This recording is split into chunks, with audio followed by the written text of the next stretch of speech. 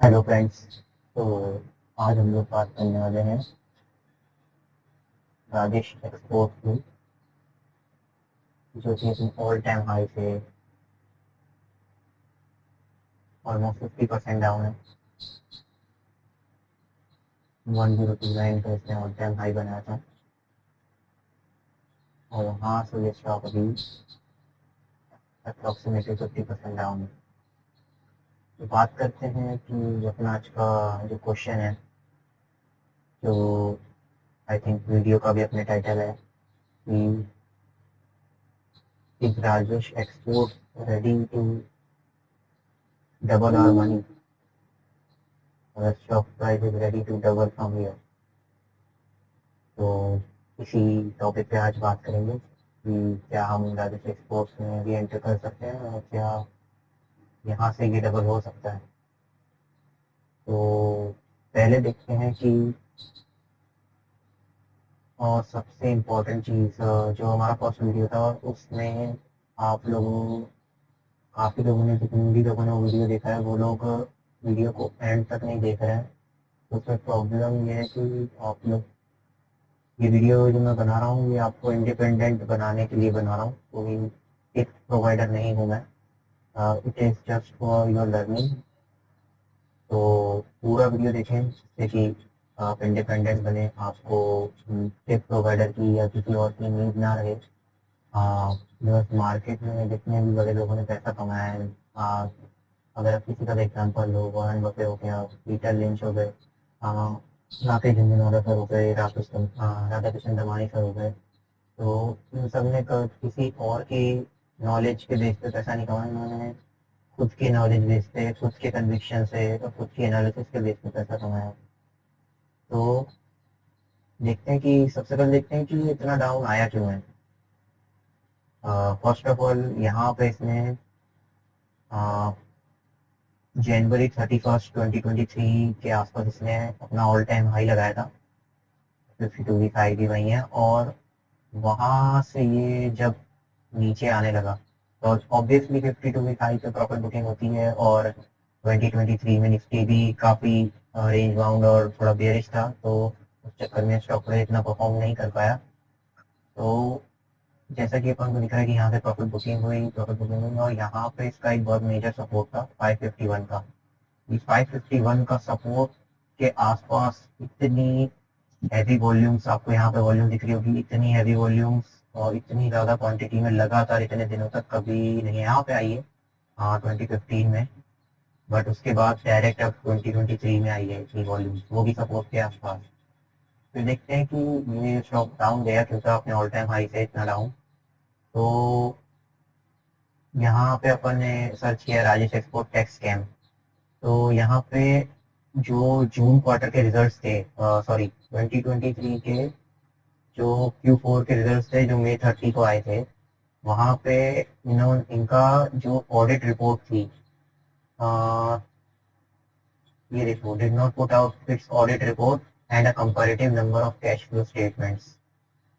जब इन्होंने for year 2023 के Q4 के रिजल्ट्स अनाउंस किए थे, तो ये जो दो चीजें थी, ये ऑडिट रिपोर्ट और cash flow number of cash, comparative number of cash flow statements announce नहीं, या इन्होंने ऑडिट रिपोर्ट में नहीं डाले थे। तो क्या ये बहुत बड़ी बात हो गई कि कंपनी ने ऑडिट रिपोर्ट में अपना कैश फ्लो स्टेटमेंट या ऑडिट रिपोर्ट में कहा, जो ऑडिट रिपोर्ट नहीं डाली, बहुत बड़ी बात तो नहीं हो गई।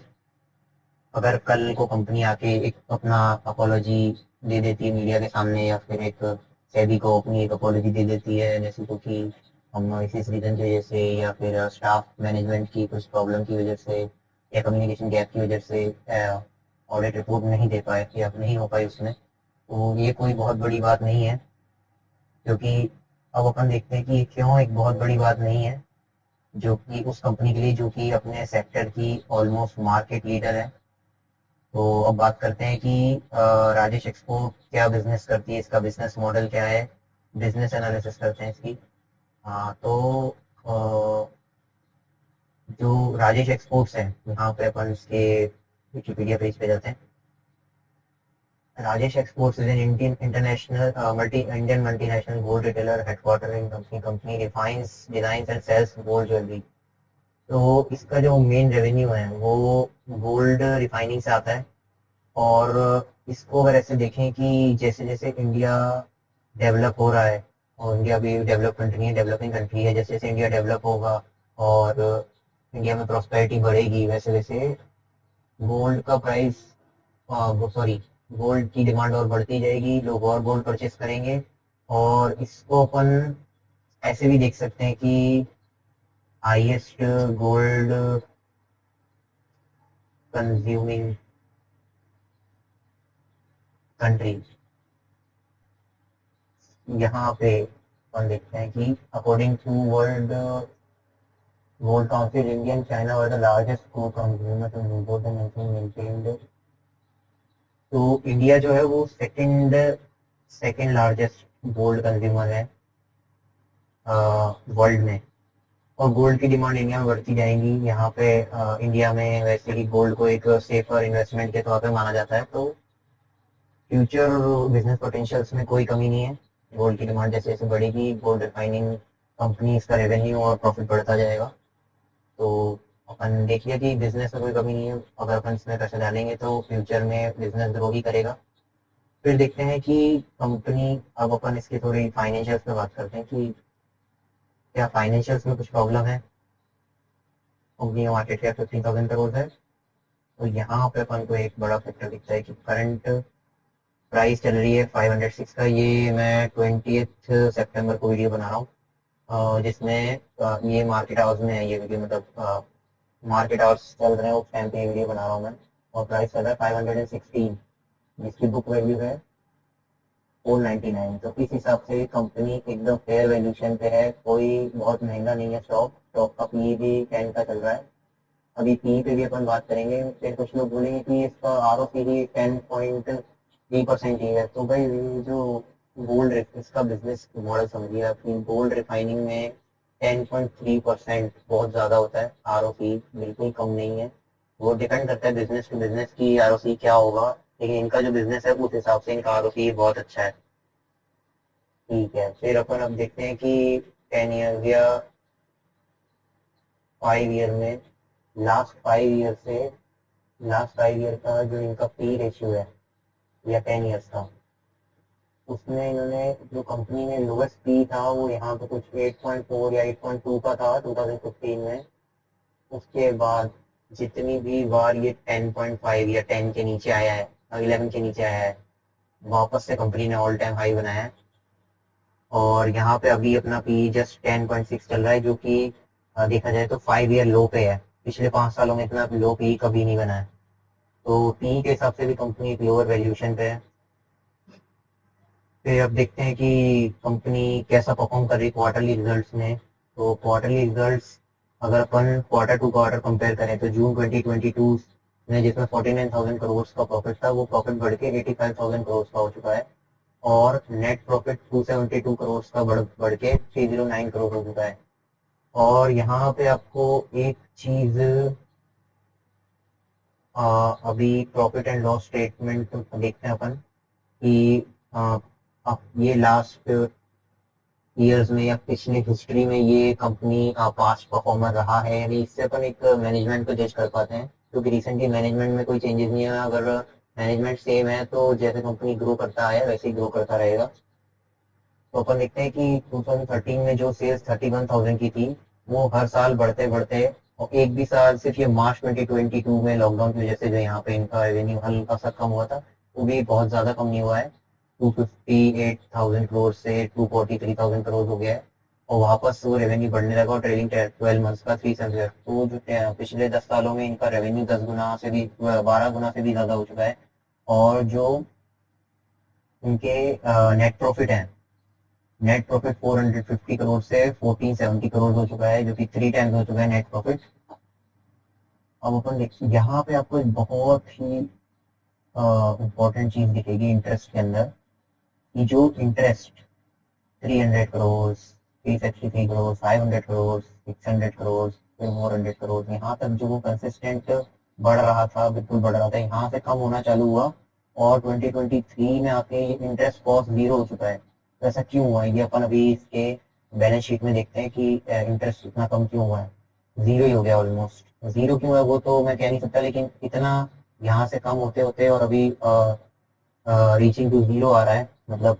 और फिर यहाँ पे अपन देखते हैं कि 2013 में जो इनका लोन 2700 का था वो सिर्फ 700 का हो गया। और जिस लोन को जो लोन यहाँ पे हाईएस्ट था 8717 का, उन्होंने पिछले 5 सालों में ये लोन को ड्रास्टिकली कम करके सिर्फ 10% रहे, 10% से भी कम रह गया लोन। तो अब इंटरेस्ट कॉस्ट कम हुई है, तो ऑब्वियस सी बात है इंटरेस्ट कॉस्ट कम हुई है, नेट प्रॉफिट्स बढ़ेंगे। और जैसे जैसे रेवेन्यू बढ़ेगा company higher to higher result post करेगी। और फिक्स्ड एसेट्स हाईएस्ट एवर हैं, कंपनी के रिजर्व्स हाईएस्ट एवर है, लोन रीपेमेंट करने के बाद भी कंपनी के हाईएस्ट एवर रिजर्व्स हैं। बहुत अच्छा साइन है ये किसी कंपनी में इन्वेस्ट करने के लिए। यहाँ पे टोटल जो इनके फिक्स्ड एसेट्स हैं वो हाईएस्ट एवर हैं, 38 करोड़ सभी CWI की है। Construction work capital work in progress है, तो ये भी ऐड हो जाएगा इसमें, तो इनकी कैपेसिटी और बढ़ जाएगी। तो बहुत अच्छे साइन है फाइनेंशियल्स में। अब शेयर होल्डिंग पैटर्न में देखते हैं कि क्या हो रहा है। तो प्रमोटर्स की होल्डिंग कांस्टेंट है, अपन को पता है, अपन प्रमोटर्स की होल्डिंग्स को इतना कंसीडर नहीं करते हैं, बिकॉज प्रमोटर्स एक बिजनेस को लेके चलते हैं लाइफ टाइम के लिए, वो अपने खुद के स्टॉक में ट्रेड नहीं करते हैं। उसके बाद अपन FII को देखते हैं, तो FII की होल्डिंग 17.15 से 16.50 बीच में थोड़ी बड़ी फिर कम हो गई, तो इनकी होल्डिंग ऑलमोस्ट कांस्टेंट है। पब्लिक की होल्डिंग कम होती जा रही है और 20% से कम है, बहुत ही अच्छा साइन है किसी भी स्टॉक में जिसमें अपन इन्वेस्ट करने जा रहे हैं, उसमें अगर पब्लिक की होल्डिंग 30% से कम हो तो ये बहुत अच्छा साइन होता है। और देखते हैं अपना मेजर पॉइंट। मेजर पॉइंट ये है कि DII जो है वो अपनी होल्डिंग्स बढ़ाते जा रहे हैं। जो होल्डिंग सितंबर 2022 में 17.45 थी वो बढ़ के 11.16 हो गई है। और ये इन्होंने कहाँ से एक्वायर करी है, ये ऑब्वियसली इन्होंने पब्लिक से एक्वायर करी है, जो कि पब्लिक की होल्डिंग धीरे धीरे कम हुई है यहाँ पे, क्योंकि FIS की होल्डिंग सेम है, प्रमोटर्स की होल्डिंग सेम है, और DII ने यहाँ पे पब्लिक से माल खरीदा है। और माल कहाँ पे खरीदा है वो भी मैं अभी आपको दिखाऊंगा टेक्निकल्स में। तो अपने बिजनेस को अच्छे से एनालाइज करा है, अपने फाइनेंशियल देखनी है कंपनी के। अब अपन देखते हैं कि कंपनी टेक्निकली क्या कर रहा है। तो जैसे मैंने आपको बताया था कि स्टॉक प्राइस 50% डाउन है अपने ऑल टाइम हाई से, और यहाँ से ऑल टाइम हाई तक 100% का रिजल्ट, 100% के रिटर्न्स देने के इसके पॉसिबिलिटीज प्रोबेबिलिटीज हैं इस स्टॉक के। तो अपन इसको एक बार मंथली पे देखते हैं कि ये मंथली से देखना चालू करते हैं कि स्टॉक एक्चुअली कर क्या रहा है। तो स्टॉक जो है जैसे मैंने आपको बताया था स्टार्टिंग में कि यहाँ पे 547 का जो सपोर्ट था, मेजर सपोर्ट, उस सपोर्ट को तोड़ के उसके नीचे अभी स्टॉक ट्रेड कर रहा है। तो एक्चुअली यहाँ पे हुआ क्या, यहाँ पे बैड सेंटिमेंट क्रिएट करा गया, जो मैंने आपको बताया था जून क्वार्टर में, जो यहाँ पे ये न्यूज आई थी कि कंपनी ऑडिट रिपोर्ट नहीं सबमिट कर पाई और comparative number of cash flow statements. यहाँ पे ये जो रीजन था, ये जो न्यूज होती है, एक एक कोट है मार्केट में कि buy the rumours and sell the news. तो ये जो रूमर्स फैलाई जाती हैं, ये इनमें भी ऑपरेटर्स का ही बहुत बड़ा हाथ होता है कि स्टॉक प्राइस को सस्ते, अच्छे स्टॉक को सस्ते दामों पे खरीदने के लिए कुछ ना कुछ बैड सेंटीमेंट क्रिएट किया जाता है। तो वहीं यहाँ पे देखो एग्जैक्ट यहाँ पे जो जून में इसने यहाँ पे लो बनाया, वहाँ पे सपोर्ट को तोड़ दिया और नीचे यहाँ पे इतनी वॉल्यूम्स पे बाइंग हुई, तो यहाँ पे रिटेलर्स से माल बिकवाया गया और ऑपरेटर्स ने यहाँ पे सारा माल खरीद लिया। और अब वापस ये जो स्टॉक है वो ऑल टाइम हाई जाने के लिए रेडी लग रहा है बिल्कुल। तो मंथली पे तो स्टॉक ने ऐसा कुछ दिखाया है, और यहाँ पे वीकली में जो स्टॉक लोअर लो बना रहा था, वीकली में ये स्टॉक बहुत एक अच्छा पैटर्न बनाता हुआ नजर आ रहा है, जो कि बहुत ही रिलायबल पैटर्न है। जितने भी राउंडिंग पैटर्न होते हैं वो बाकी पैटर्न से ज्यादा रिलायबल होते हैं। ये मैं कैसे बोल पा रहा हूँ, ये मैं इसलिए बोल रहा हूँ क्योंकि मुझे 3 साल का मार्केट में एक्सपीरियंस है, और उसमें मैंने ये चीज एक्सपीरियंस करी है कि जो राउंडिंग पैटर्न होते हैं followed by good business potential and excellent financials, वो ज्यादा उन पे ज्यादा कन्विक्शन आता है, वो ज्यादा बार हमारे टारगेट को हिट करते हैं। इसलिए ये एक राउंडिंग बॉटम पैटर्न की तरह दिख रहा है, जिसमें अगर देखे तो ये यहाँ पे आके और ये यहाँ से सपोर्ट लेके 547 के लेवल से, और ये अपन को 1027 के टारगेट्स दे सकता है। फिर अपन देखते हैं कि स्टॉक डेली में क्या कर रहा है। डेली में स्टॉक ये स्टॉक जो लोअर लो इतने, जिसका एंगल था, इसका एंगल इतना जो स्टीप एंगल था, वो एंगल अभी कुछ महीनों से सिर्फ कंसोलिडेशन में एक बहुत ही स्ट्रेट लाइन में चल रहा है। यहाँ पे माल बाय किया जा रहा है, और यहाँ पे अभी जो लोअर लो बन रहे थे जिस स्पीड से और जिस ट्रेंड में इतने हाई वॉल्यूम्स में, वो सारा माल खरीद के अभी ये स्टॉक कंसोलिडेशन में है। और जैसे ये स्टॉक यहाँ से ऐसा हम कुछ ट्रेंड लाइन या एक लेवल यहाँ पे जो 547 के लेवल को ही मानते हैं, इस लेवल का ब्रेकआउट करेगा, वैसे ही ये वापस अप ट्रेंड में कन्वर्ट हो जाएगा। और ये अपने टारगेट, जो इसका टारगेट है ऑल टाइम हाई का 1029.7 का, उस टारगेट पे जाने के लिए रेडी हो जाएगा। तो इसमें गाइस अपना टेक क्या है कि आ, अपन इस स्टॉक में, अपना टेक ये है कि अभी बहुत लो वैल्यूएशन पे है, अपन इस स्टॉक को यहाँ पे बाय कर सकते हैं और इसको अपन 1029 के टारगेट के लिए होल्ड कर सकते हैं, जिसमें अपन को रिटर्न्स की बात करें तो डबल कर सकते हैं अपना पैसा। ऑलमोस्ट 100% रिटर्न ये देने का पोटेंशियल रखता है यहाँ से। तो अपना इसमें ये है कि अपन रिस्क मैनेजमेंट को लेकर, मतलब अपने कोई भी स्टॉक में जिसमें अपन होल्डिंग्स बनाते हैं, उसमें अपना जो कैपिटल है उसका 5% या उससे कम की एक पोजीशन ले सकते हैं इसमें, और अपन 1029 के टारगेट पे इसको सेल करने के लिए रख सकते हैं। अब अपन बात करते हैं कि टारगेट अपन को पता है, एंट्री प्राइस पता है, अपन बात करते हैं कि कितना टारगेट में कितना टाइम ले सकता है। तो इसके लिए अपन देखते हैं कि पहले जब इसने बॉटम से या 52 वीक लो से ऑल टाइम हाई पे गया था, तो इसने कितना टाइम लिया था। इसमें अपन देखते हैं कि यहाँ पे जब इसने सितंबर 20 में लो बनाया था, और वहां से जब ऑल टाइम हाई गया था, तो इसने 486 या 490 डेज लिए थे, ऑलमोस्ट 1.5 ईयर्स। और जब यहाँ पे इसने 2022 में 7 जून के आसपास, इसने जून में जब लो बनाया था, वहां से इसने लिए थे 248 डेज। तो अपन अगर एक हायर साइड भी इसको लेके चले, जो कि ये हायर साइड वाला टाइम नहीं लेगा, बिकॉज निफ्टी में इतने टाइम से रैली नहीं आई है, तो वो रैली जैसे जैसे कंटिन्यू होगी तो ये स्टॉक भी काफी स्पीड से ऊपर जाएगा। और क्योंकि इसमें बिजनेस पोटेंशियल और फंडामेंटल्स बहुत अच्छे हैं, फाइनेंशियल बहुत अच्छे हैं, तो ये जल्दी से जल्दी अपना टारगेट देगा।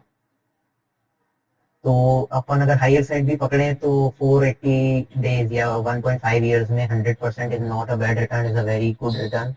और जिसमें अपने को जिस स्टॉक में अपने पास बुक वैल्यू की 500, ऑलमोस्ट 500 रुपीज की है, वहां पे डरने जैसी कोई बात नहीं है। कन्विक्शन लेवल बहुत हाई होगा, तो ये टारगेट कुछ ज्यादा टाइम नहीं लेगा। अब अपन बात करते हैं कि मेरा ये एनालिसिस जो मैं डाल रहा हूँ, ये मैं प्लीज ये वीडियोस को एंड तक देखा कीजिए, बिकॉज ये मैं कोई टिप प्रोवाइड करने के लिए वीडियोस नहीं डाल रहा हूँ, ये मैं सिर्फ आपको इंडिपेंडेंट बनाने के लिए वीडियोस डाल रहा हूँ कि कैसे आप एक स्टॉक को एनालाइज कर सकते हैं, और आप इन फ्यूचर कैसे स्टॉक मार्केट में अगर काम करना चाहते हो तो कैसे आप किसी स्टॉक को एनालाइज करके और फिर उसमें पोजिशन ले सकते हो। तो अगर मेरी एनालिसिस में अगर आपको कुछ चीज कोई मैंने छोड़ दी हो या कुछ कमी लगी हो, तो प्लीज मुझे कमेंट सेक्शन में कमेंट करके बताएं कि क्या मैंने छोड़ा, क्या मेरी गलतियां हैं। और अगर आपको ये कंटेंट अच्छा लगा हो, मेरी एनालिसिस अच्छी लगी हो, तो प्लीज अपने फ्रेंड्स एंड फैमिलीज को शेयर करें। It will help us to support this channel, so that हम आगे और वीडियोस के साथ आ सकें इसी तरह। तो और यही एनालिसिस मैंने अपने वेबसाइट पे भी डाला हुआ है, जहाँ पे अगर किसी को अपना वीडियो से ज़्यादा रीड करके अगर कोई चीज़ को समझना चाहता हो, तो यहाँ पे हमारी वेबसाइट है tradergrapher.com, जिसका लिंक हमने अपने डिस्क्रिप्शन में भी दिया हुआ है और चैनल डिस्क्रिप्शन में भी दिया हुआ है। अबाउट में अगर आप जाके देखेंगे तो इस वेबसाइट पे आके अगर आप ब्लॉग में जाएंगे, तो ब्लॉग में भी आपको हमारी सारी एनालिसिस दिखेगी। और ब्लॉग में अगर कोई नहीं जाता है, जो यहाँ से क्लिक हियर टू चेकआउट और लेटेस्ट एनालिसिस पे जाता है, यहाँ पे भी अपनी लेटेस्ट एनालिसिस है। ये मैंने लास्ट वीडियो डाला था पीएनबी का, ये उसका एनालिसिस है। और फिर यहाँ पे राजेश एक्सपोर्ट्स का एनालिसिस डाला हुआ है, is Rajesh export stock price ready to double from here. यहाँ पे पूरा एनालिसिस जो अपन ने वीडियो में बात करा है, बुक वैल्यू, स्टॉक की कितना अपने 5 ईयर से कितना लो चल रहा है, कंपनी कितने अच्छे रिजल्ट्स पोस्ट कर रही है, हायर रिजल्ट्स हर साल पोस्ट कर रही है, हर क्वार्टर पोस्ट कर रही है, क्वार्टर टू क्वार्टर इंप्रूवमेंट है रिजल्ट्स में।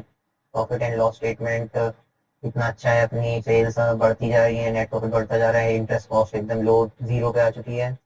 यहाँ पे मैंने दिखाया कि इंटरेस्ट कैसे कम हुआ, शेयर होल्डिंग पैटर्न में डीआई अपनी होल्डिंग बढ़ा रहे हैं, कितना अपने ऑल टाइम हाई से लो है, क्या टारगेट हो सकता है, वॉल्यूम, सारी चीज़ें इसमें है। तो अ, आप इसको जरूर चेकआउट करें। और thank you guys, last video में काफ़ी अच्छा रिस्पॉन्स रहा आपका, प्लीज़ इस वीडियो को शेयर करें ज़्यादा से ज़्यादा।